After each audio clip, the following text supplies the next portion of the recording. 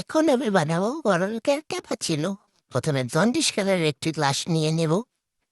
তারপরে গ্লাসের মধ্যে বেলচা দিয়ে 2 বেলচা কফি নিয়ে নেব। তারপর বেলচা দিয়ে চিনি দিয়ে দেব। তারপর কফি মনে হয় কম হয়ে গেছিল, একটু কফি দিয়ে দিলাম। এরপর গরম পানি দিয়ে দেলাড়া চিনি ছাড়া, না চিনি তো দিয়েছি। এরপর ওরা দুরা গুঁড়া কফিগুলো ফোম ফোম হয়ে গেল।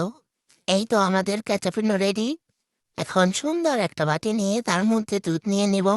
দূর সাতার মাথা, আর সর পড়িস না। আরে সর পড়ে গেছে, এখন সরটুকু উঠিয়ে নে। কই গেল সরটা? এই তো উঠে গেছে সর। ওর দেলার চিনি ছড়া গোটা।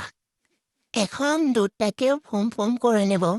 এই তো দুধটা ফোম ফোম হয়ে গেছে। এখন কফির মধ্যে ঢেলে দেব।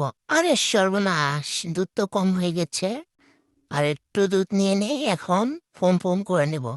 এখন ঢেলে দেবো কফির মধ্যে। এই তো তৈরি হয়ে গেল লো বাজেটের ক্যাপাচিনো।